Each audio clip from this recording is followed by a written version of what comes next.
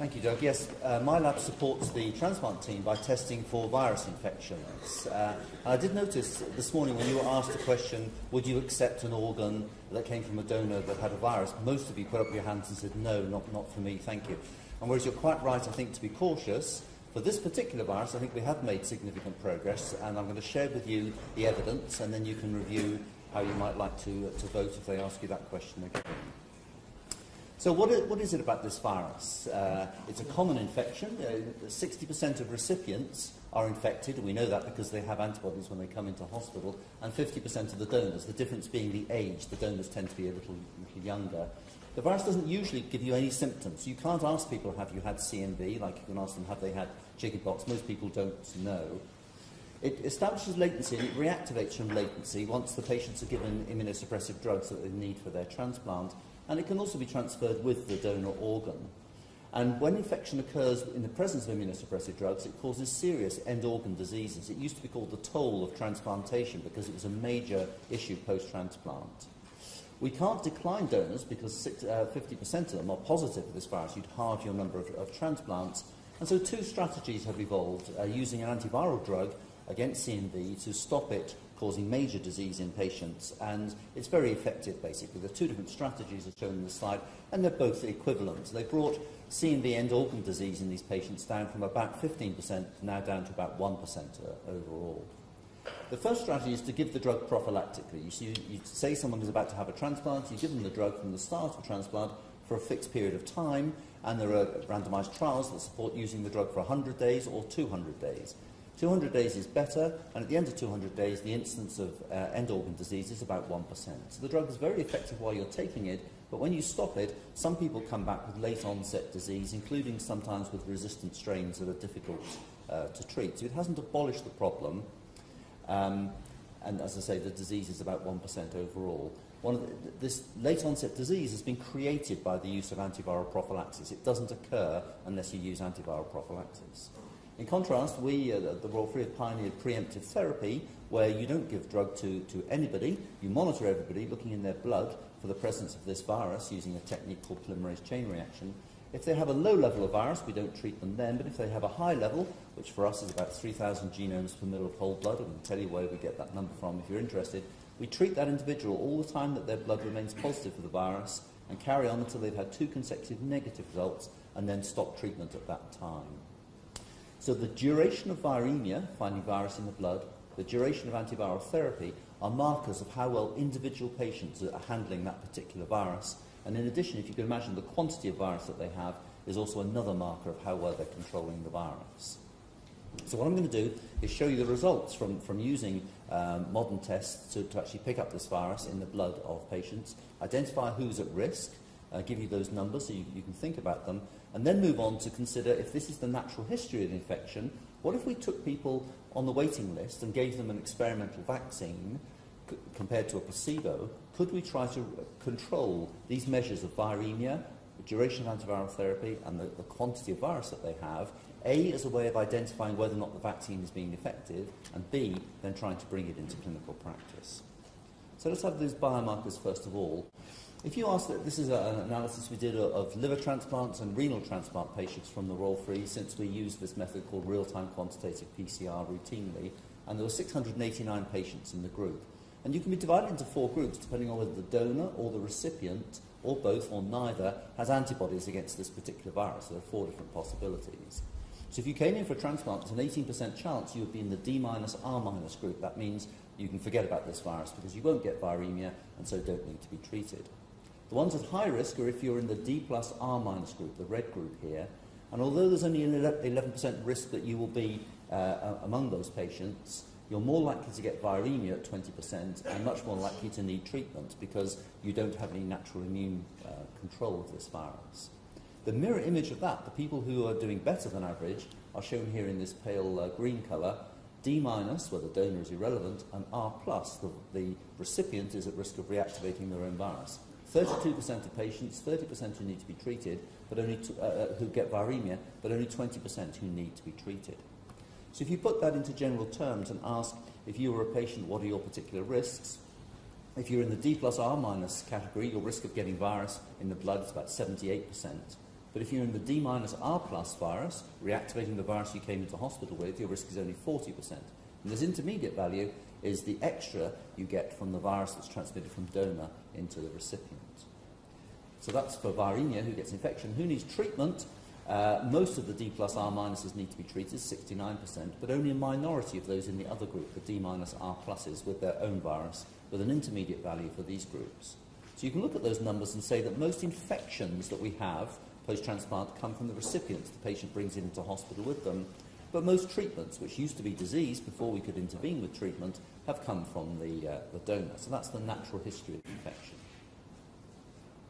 You can then use those other markers of viral load. This is the quantity of virus at the bottom here, and the number of people, and there's almost this nice normal distribution that you see in nature on many occasions in the D plus R minus group, where on average, the average patient's going to have quite a high viral load. But in the D plus R plus group, where people have natural pre-existing immunity from an infection they've had probably since childhood, this curve is shifted dramatically to the left. This is a log scale. These are quite large numbers. So that tells you that natural immunity is protective. It's not 100% protective, but it's capable of shifting and stopping the worst ravages of this virus that occur with a high viral load.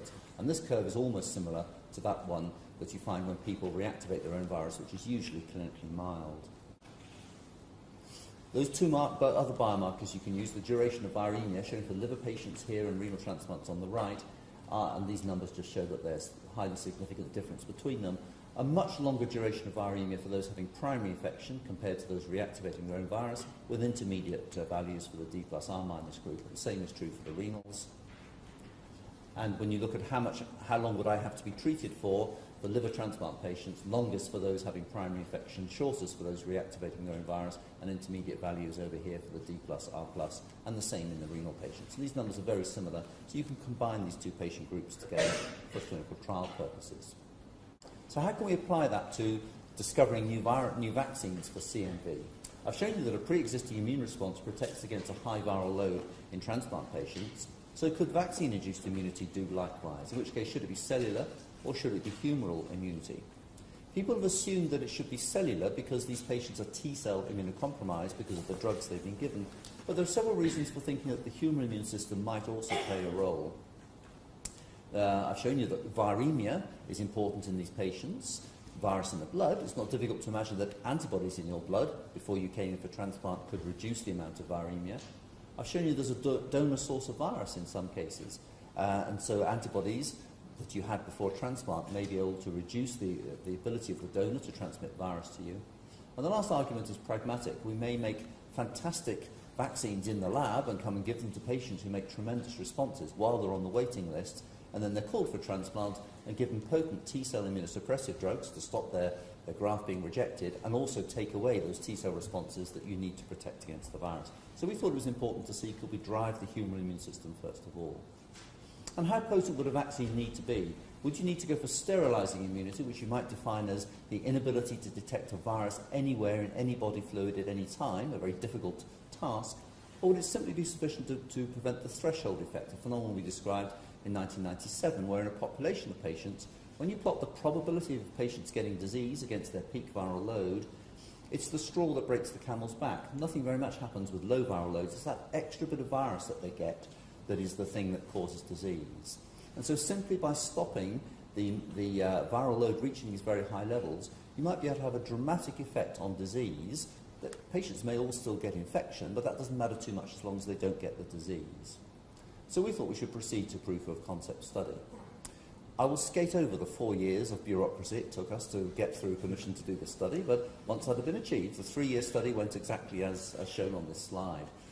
So seronegative recipients, people who have no antibody to CMV, were randomized to receive either a vaccine or a placebo. And the vaccine contained antibodies against glycoprotein B, a protein on the surface of the virus, or they had a matching placebo. And we're showing here the average antibody titer that the groups had. Those who were given a placebo, their antibody levels remained undetectable, they hadn't been given anything. Those who received vaccine, given at 0, 1, 6 months post-transplant, had a significant increase in their average antibody, and 100% of the patients made antibody. Their antibody titers declined with time, but then went up when they had the third dose. And the differences between the two groups were still significantly different when they went through to transplant. So there were 70 seronegative patients, We did exactly the same for 70 seropositive patients. Can we boost their natural immunity? So they had a significant increase in antibody titer as well, and that difference was still present at the time of transplantation. So the first conclusion is we can do better than nature. We can give you higher antibody levels than you would normally find in nature. The question is, does that give you any benefit? To do that, we need to look at whether that immune system can control this virus better. So you remember there are 4 different groups. The D-R- group were all followed through to transplant, and none of them had any detectable viremia at any point. That's what you'd expect. Those are the controls. In those people at risk of reactivating their own virus, there were 6 people who had viremia, and nobody needed to be treated, and there's no difference between vaccine or placebo group.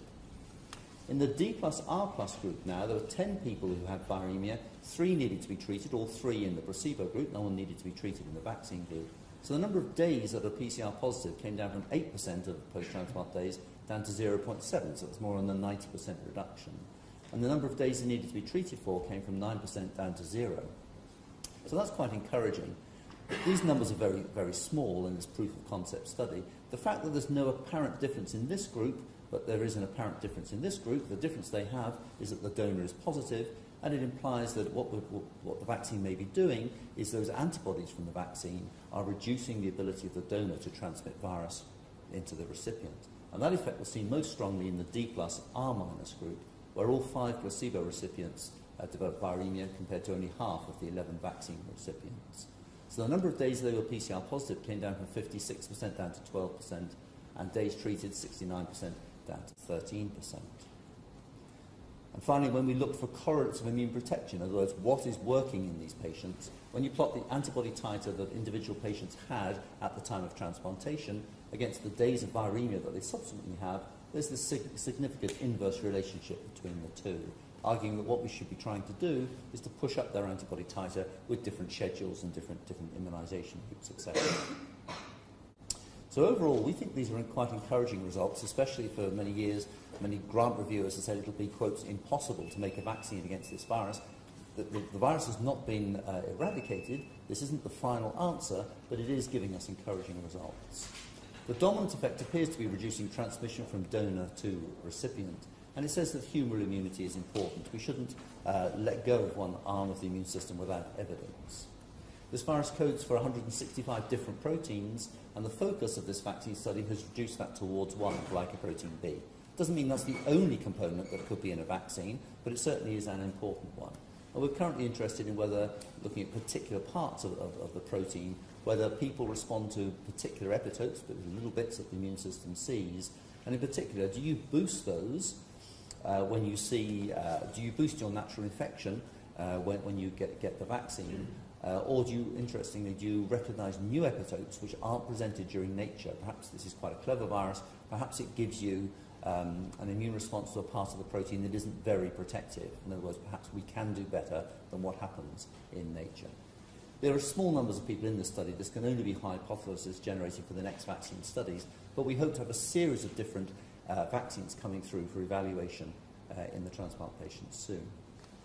And the thing we're focusing on now is to go for direct proof of humoral immunity, because there's no doubt people were surprised that humoral immunity had a role to play in these people who are T-cell immunocompromised. And the most direct way of doing that on this cartoon is to take a recipient who is antibody negative for CMV, who is selected to have a positive donor, and say to them, at the moment we have no intervention we can offer you, would you like to go into a randomised trial where you'll get either a placebo or a monoclonal antibody infused at that time, just before the kidney is transplanted. And these are for kidneys only, I'm afraid, not for livers, just for kidneys to begin with.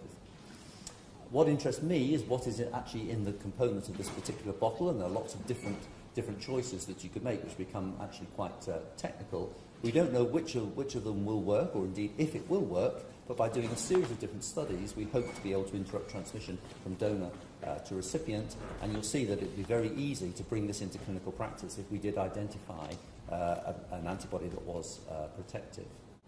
So if I can end with one slide speculating about the future, I suspect that either passive or active immunisation will become licensed in due course from the results of these trials. I can't tell you which ones, but we can try a series of them, one after the other, and choose the one that works best.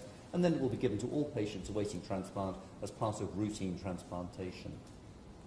This will reduce the need for CMV testing, for CMV preemptive therapy, and for CMV prophylaxis. Or to put that another way, a successful vaccine will put my lab out of business. And I have to say, I'd be delighted if that were the case. I'd be delighted to see the back of this toll of transplantation. Let me just end by thanking all the people who over decades have helped us with these prospective studies. Natural history to begin with, and then interventional studies. Of course, the patients who volunteered for the study, my very long-suffering nurse, Emily, who recruited the patients, everyone in the lab who does the work, and funding, the Wellcome Trust and the National Institutes of Health in the States.